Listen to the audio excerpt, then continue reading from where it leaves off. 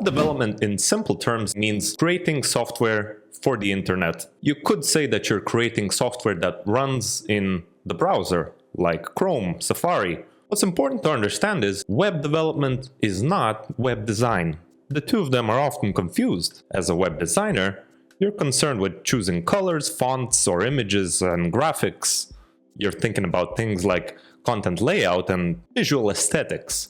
When the job of a web designer is finished, the end product is a static representation of what the website is going to look like. Now, as a web developer, this is where you take over from web design. You could say that your job as a web developer is to implement the designer's vision with technology. As a web developer, you are highly concerned with technical implementation details and not really concerned with choosing colors or fonts at this point. When you begin developing, the plan is usually already clear.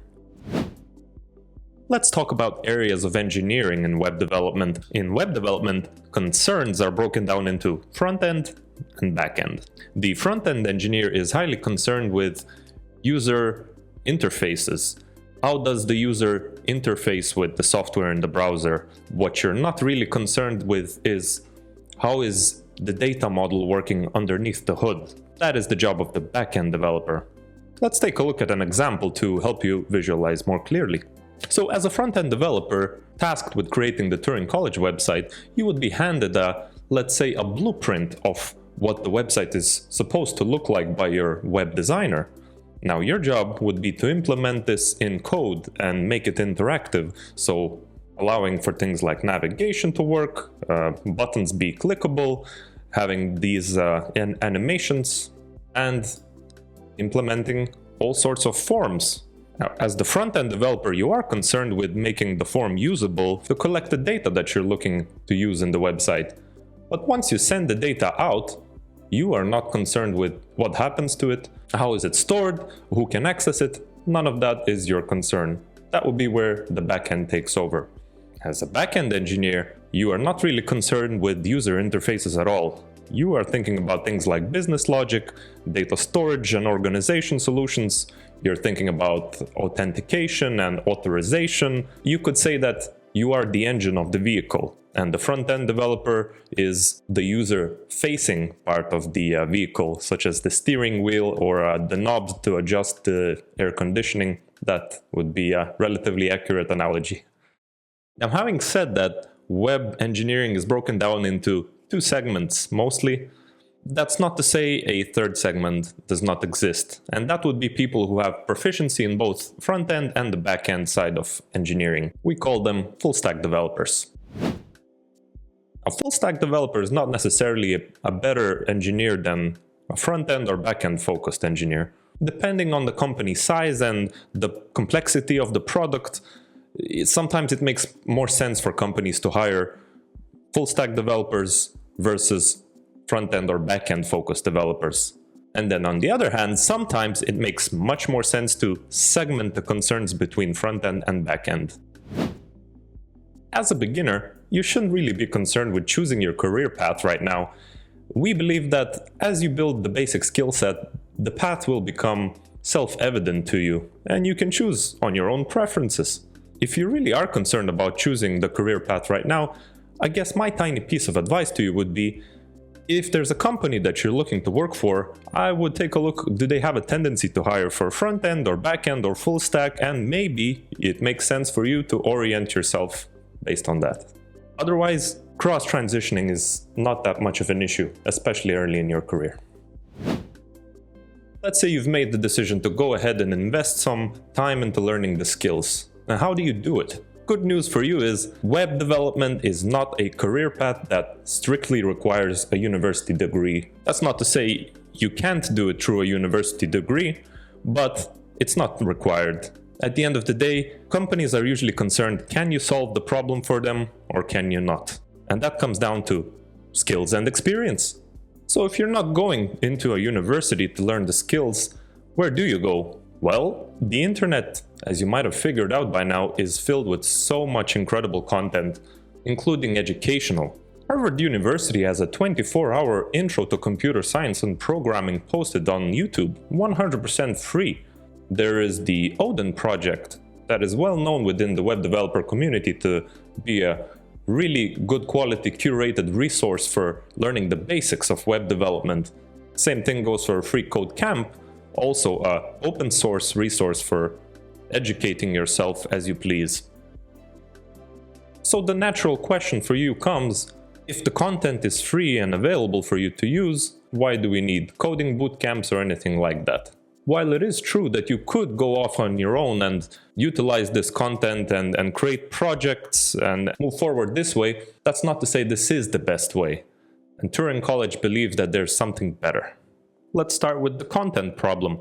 It is true that there's a lot of great quality content out there, but sometimes as a beginner, you can begin to get lost in it.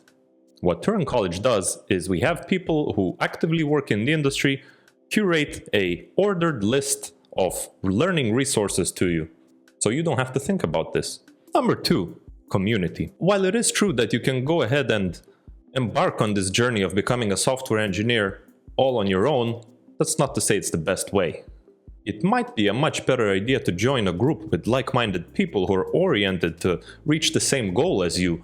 After all, learning to become a software engineer is a marathon, and when you're running a marathon, you will have rough patches. And when the rough patch hits, it sure is much more easy to handle it as a group.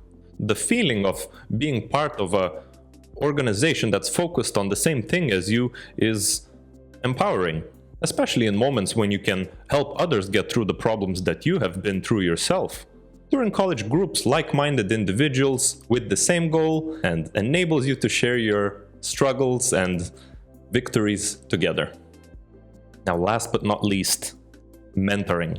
Turing College believes that the best way to learn something is you start with a little bit of theory, you put it to practice right away, and you get feedback from somebody who's an expert in the field.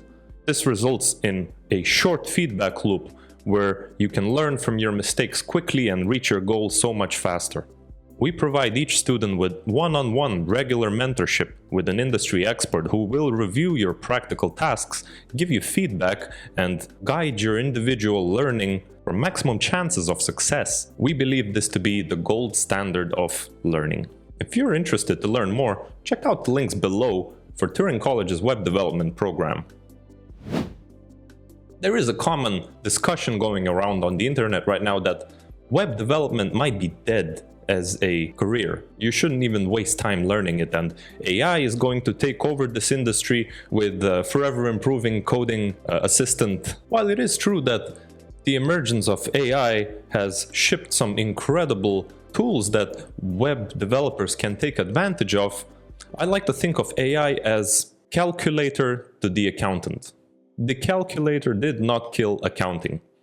It made it more pleasant to work in. Same thing with AI tools that generate code for software engineers. Really useful assistant, but it's simply not going to replace the engineer. Any engineer who has attempted to use these AI tools in a relatively more complex situations where understanding the context of the program was required knows that AI simply doesn't do the job well enough. It's a really useful tool to brainstorm and have a little bit of back and forth as an engineer. It saves you quite a bit of typing and gives you good ideas, but it's not really great at seeing the big picture yet. Even if AI was capable of understanding the full context of the program, you would still need somebody who is technically competent to explain what is it that you're trying to achieve and how do you want the interworkings of it to work. Let's talk about the layoffs. Software engineering works like pretty much any other industry. It has ups and downs. It had them before and it got back up. Unfortunately, we are in a downturn right now, but you shouldn't really be concerned with that. I would invest the time to learn the skills and just bet on it getting back up. And at that point, you would be ready to join the workforce. Simple as that. Thank you so much for watching this video, guys. I hope I shared at least a little bit of information that has been useful to you. If you're interested to learn how Turing College web development program works, the financing options that might be available to you, check out the links in the description and see you in your next code review, maybe. Bye.